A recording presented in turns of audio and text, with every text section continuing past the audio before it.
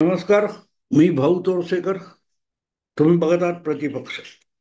मित्रांनो, आता उमेदवारी अर्ज भरायला सुरुवात झालेली आहे आणि पाठोपाठ एक एक पक्षाच्या उमेदवारांची यादी समोर यायला लागलेली आहे.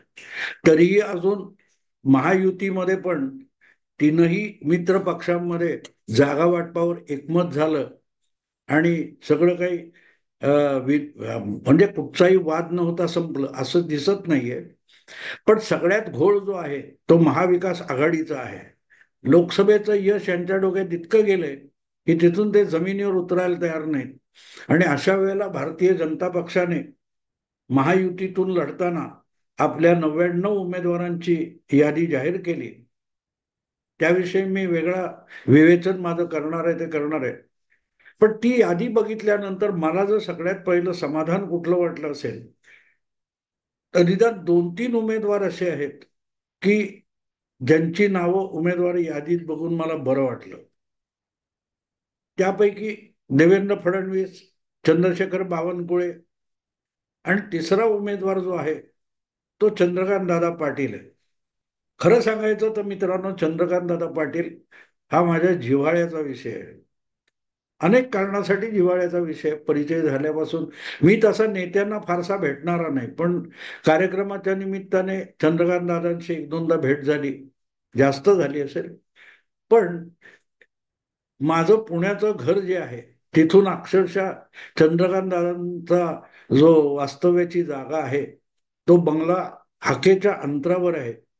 आणि एकदा मी त्यांच्याकडे येतो म्हणालो होतो तर तेच म्हणाले, नको मीच तुमच्याकडे येतो, आणि ते माझ्या घरी येऊन गेले होते. कोथरूड भागातच माझं घर आहे. पण जो जिव्हाळा या माणसाने दाखवला त्याचं कौतुक वाटलं. आणि मी कधी कुठच्या राजकीय नेत्यांना सल्ला देत नाही, पण चंद्रकांत दादा पाटील हा कदाचित एखाद का दुसरा असेल की ज्याला मी काही राजकीय शहाणपण शिकवण्याचा प्रयत्न केला. मी तो आगाऊपणा करत नाही, मला तो पटत नाही. पण ज्या वेळेला एखादा माणूस जाणीवपूर्वक बदनामीच्या गर्तेत ढकलण्याचा प्रयत्न केला जातो, टार्गेट केला जातो, तेव्हा तो परिचयाचा असो अपरिचित असो, त्याच्या पाठीशी समर्थनाला उभं राहणं हे मी पत्रकार म्हणून माझं नेहमी कर्तव्य मानलेलं आहे. आणि म्हणूनच एकदा एका वक्तव्याला त्यांच्या वादग्रस्त बनवून त्यांच्या तोंडाला काळं फासण्यापर्यंत जो हलकटपणा झाला होता, तेव्हा मात्र मी चिडून अजिबात परिचय नसताना सुद्धा चंद्रकांत दादा यांच्या समर्थनाला ठामपणे उभा राहिलो होतो. आणि त्यानंतरच आमची भेट झाली. किंबहुना दादांचा किंवा त्यांच्या पत्नीचा, त्यांच्या जवळच्या सहकाऱ्यांचा मला फोन आला. तर म्हटलं, मी मला अगत्य वाटलं म्हणून केलेला आहे व्हिडिओ. माझा काही परिचय नाही किंवा मला त्यांची बाजू घ्यायची असं नाही. पण कोणालाही अकारण टार्गेट केलं जातं आणि त्याच्यातला कार्यकर्ता मारून टाकण्याचा प्रयत्न होतो. तर मी त्या एका नेत्यापेक्षा कार्यकर्त्याच्या समर्थनाला धावणारा आहे. आणि म्हणूनच चंद्रकांत दादांचं समर्थन करणारा व्हिडिओ मी केला होता. आणि तिथून मग त्यांच्या पुढाकारामुळेच आमचा परिचय झाला वगैरे वगैरे. आणि म्हणूनच आत्ता सुद्धा 99 उमेदवारांच्या यादीमध्ये चंद्रकांत दादांचं नाव आल्यानंतर मला बरं वाटलं. कारण चंद्रकांत दादा ज्या विभागाचे आमदार आहेत त्या विभागामध्ये मतदारसंघाच्या अगदी सीमेवर, पण खडकवासला मतदारसंघात माझं घर येतं, पण तरीही चंद्रकांत दादा या माणसाशी परिचय झाल्यानंतर त्यांच्या एक दोन कार्यक्रमाला मी गेलो आणि त्यामध्ये त्यांच्या भोवताली किंवा त्यांच्या सभोवती असलेले पक्षाचे कार्यकर्ते किंवा पक्षाशी थेट संबंध नसताना सुद्धा चंद्रकांत दादांच्या प्रोत्साहनामुळे त्यांच्या भोवती गोळा झालेले कार्यकर्ते बघायला, अनुभवायला मिळाले. तेव्हा मला असं वाटलं की आमदार कसा असावा याची व्याख्या किंवा एक नमुनेदार मॉडेल म्हणून चंद्रकांत दादा यांचा उल्लेख झाला पाहिजे. तुम्हाला आठवत असेल तर गेल्या वर्षी, गेल्या 5 वर्षापूर्वी जेव्हा चंद्रकांत दादा यांना कोथरूडचं उमेदवार भाजपने बनवलं, त्याच्यावरून प्रचंड वादळ उठलेलं होतं. प्रचंड वादळ उठलेलं होतं. त्यांच्या नावापासून त्यांची खिल्ली उडवलेली होती. हे सगळे टाकीचे घाव सोसत जेव्हा माणूस नुसता पक्षाच्या बळावर निवडून आला, तेव्हा तिथेच न राहता जेव्हा त्या परिसराला, त्या मतदारसंघाला आपलंसं करायला बघतो आणि त्यामध्ये यशस्वी होतो, तेव्हा त्याची पाठ थोपडणं मला अगत्याचं वाटतं. कारण चंद्रकांत दादा यांचे आज स्वतःचा किल्ला करून टाकले.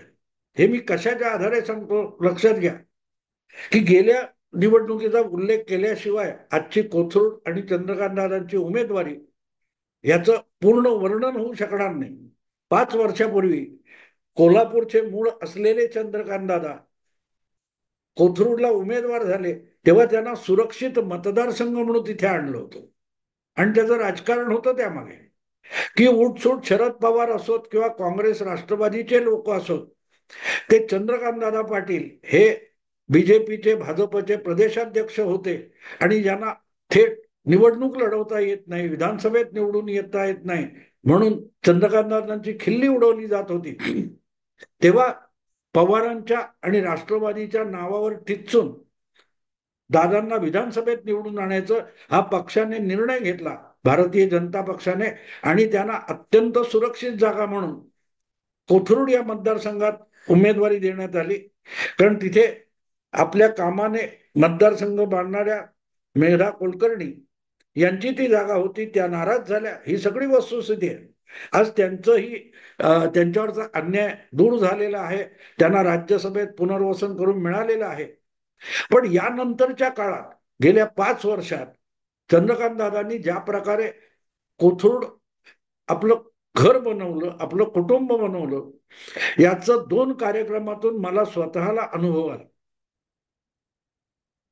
आमदार जेव्हा होतो तेव्हा त्याच्यावर एक आरोप सरसकट होत असतो, की यांनी आमच्या मतदारसंघासाठी काय केलं, यांनी आमच्या मतदारसंघासाठी काय केलं. 5 वर्ष निवडून गेली, झालं काय, असं लोक विचारतात. आणि त्याचं एक कारण असं असतं, की ज्या वेळेला एक आमदार किंवा खासदार किंवा नगरसेवक निवडून येतो, तेव्हा त्या परिसरामध्ये सार्वत्रिक पातळीवर, सार्वजनिक पातळीवर आणि सरकारी पातळीवर कुठच्या कुठच्या विकास योजनांचा लाभ तिथल्या मतदाराला, नागरिकाला मिळतो, यावरच त्याचं मूल्यमापन होत असतं, मूल्यांकन होत असतं. आणि या बाबतीत चंद्रकांत दादांची परिस्थिती अशी, की ते प्रदेशाध्यक्ष होते दीर्घकाळ आणि दुसरीकडे मंत्री पण राहिलेले. आणि म्हणूनच त्यांच्याकडून मतदारांच्या आसपासच्या लोकांच्या अपेक्षा जर असतील तर त्या गैर लागू म्हणता येणार. पण या अपेक्षेच्या पलीकडे जातो असा एखादा आमदार, असा एखादा उमेदवार किंवा असा एखादा नेता मला फार कौतुकाचा वाटतो. आणि त्याचं कारण असं, की तुम्ही चंद्रकांत दादांच्या एका सहकार्याने मला ही सगळी माहिती पाठवली, की चंद्रकांत दादांनी 5 वर्षामध्ये आपल्या मतदारसंघामध्ये काय काय कामं केली. ती फार मोठी यादी आहे. ती त्यांच्या क्षेत्रामध्ये, मतदार क्षेत्रामध्ये आणि मतदारांपर्यंत भाजप आणि चंद्रकांत दादांचे कार्यकर्ते नक्की पाठवतील, फॉरवर्ड करतील. त्याची जंत्री मी इथे देण्याची गरज नाही. मग तरीही मी हा विषय का करतोय, की एका मतदारसंघामध्ये, विधानसभेमध्ये, कायदे मंडळामध्ये प्रतिनिधित्व करताना फक्त आपली घटनात्मक जबाबदारी पार न पाडता त्या पलीकडे जाऊन त्या मतदारसंघासाठी आपण काय करू शकतो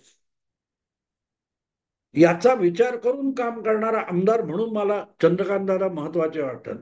ते मंत्री आहेत, मंत्री म्हणून त्यांच्याकडे अधिकार आहेत किंवा साधनं आहेत, त्यातून त्यांनी काय केलं हे माझ्या दृष्टीने खूप दुय्यम आहे.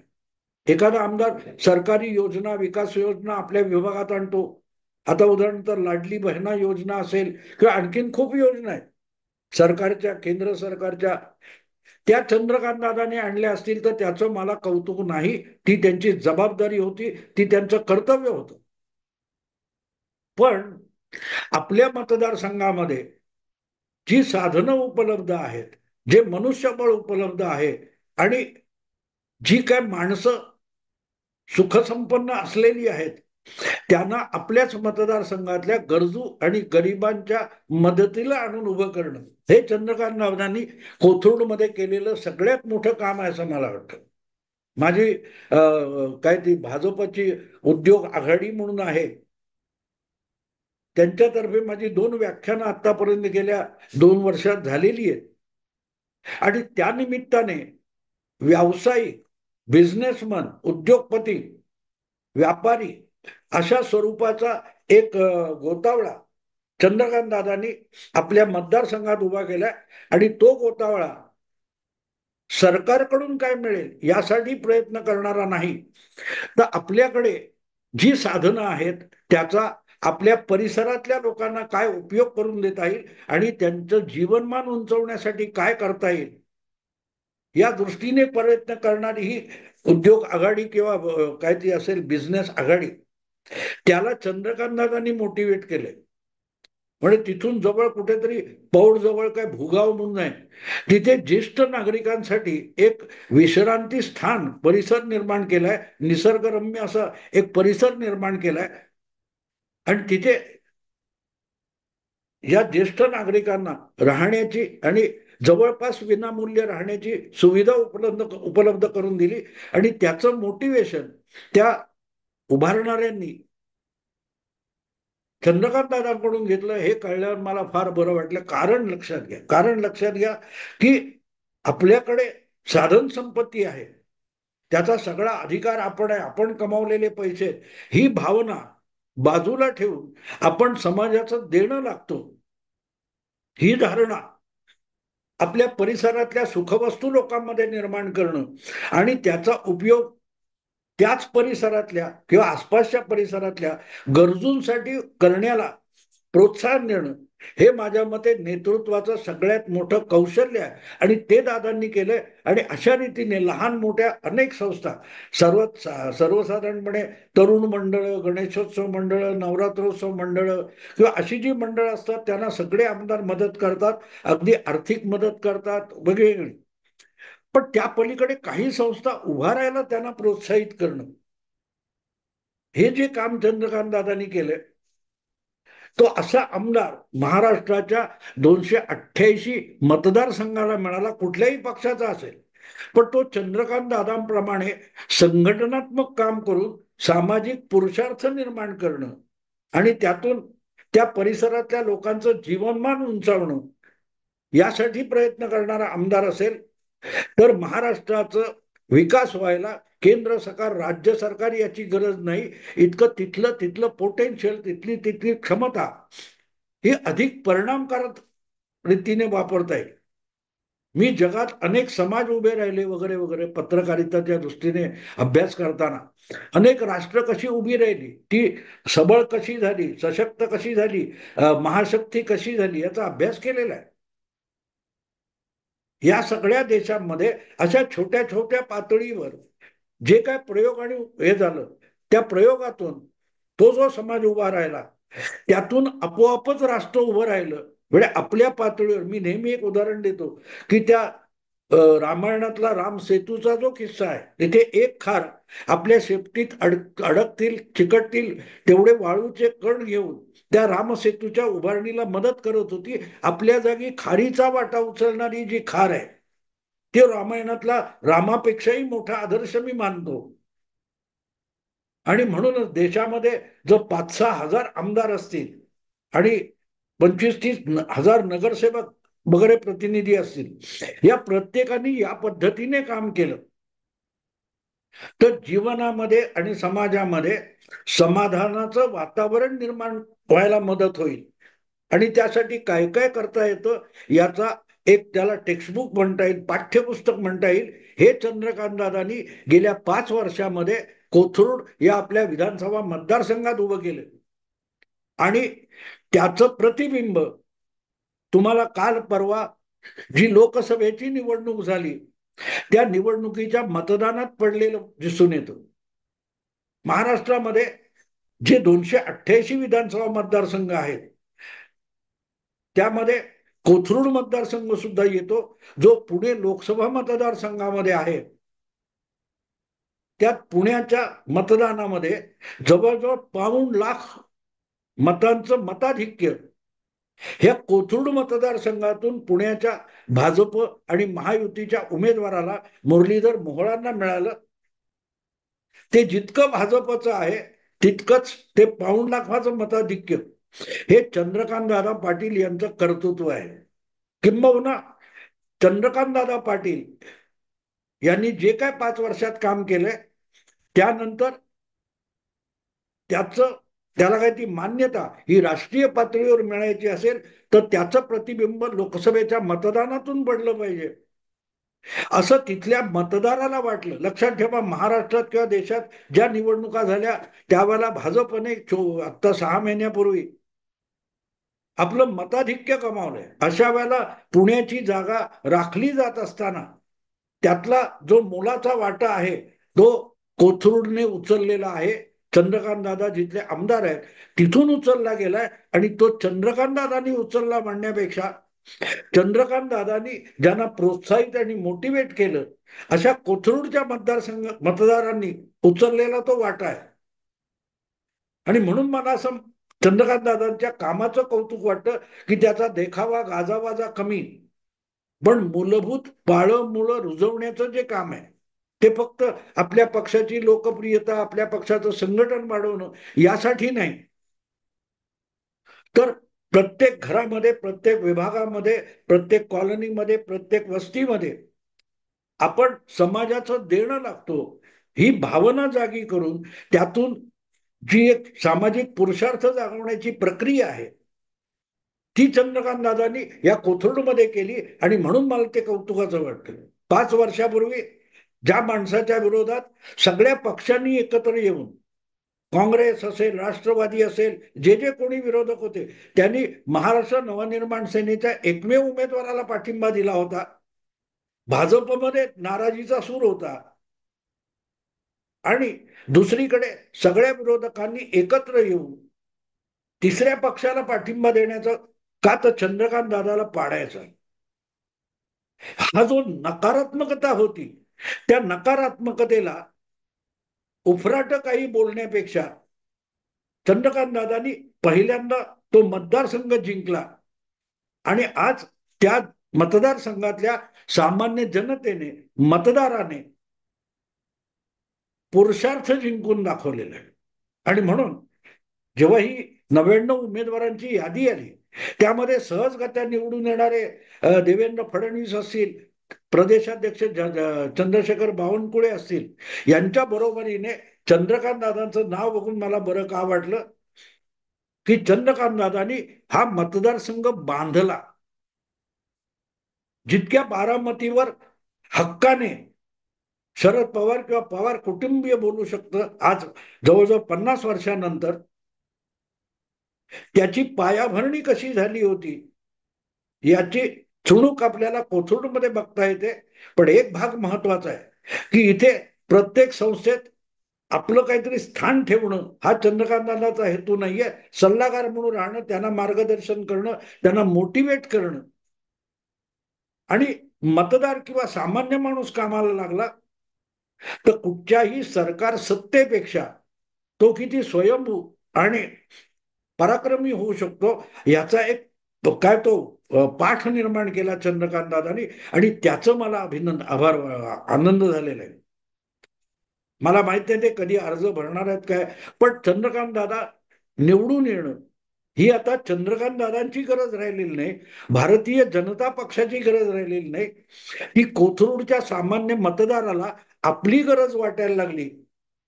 हे चंद्रकांत दादांनी 5 वर्षात केलेलं सगळ्यात मोठं काम आहे असं मी मानतो. पक्षासाठी एक जागा पक्की करणं, पक्षाचा त्याला किल्ला बालेकिल्ला बनवणं हे सगळे राजकारणी करतात, पण मतदाराला, तिथल्या सामान्य जनतेला चंद्रकांत दादांनी ज्या प्रकारे एकत्र एखाद्या सुंदर कपड्यासारखं विणून एकत्र केलेलं आहे त्यातून जो समाज घटक जोडला गेलेला आहे आणि अजूनही घडण्याची प्रक्रिया चालू आहे. मला असं वाटतं की चंद्रकांत दादांनी हे एक मॉडेल म्हणून आणि भारतीय जनता पक्षाने पक्ष, संघटना आणि आमदार यांनी कसं काम करावं याचा एक आदर्श उदाहरण म्हणून आपल्या सगळ्या मतदारांना कोथरूडमध्ये ज्या पद्धतीचं काम चंद्रकांत दादा करतात ते दाखवलं पाहिजे, समजावलं पाहिजे. मग असल्या तडजोडी, जागा वाटप, तिकीट वाटप याचं महत्व कसं नाही हे लक्षात येईल. हे लक्षात येईल. कारण मित्रांनो, हा माणूस संघाचा स्वयंसेवक होता, संघाचं काम केलं, अभाविपचं काम केलं, पण ते काम करताना माणसं कशी जोडायची असतात हे शिकला. आणि ती जोडलेली माणसं एका मतदारसंघात सगळा जनमानस जोडून घेण्याचा पराक्रम त्यांनी करून दाखवलाय.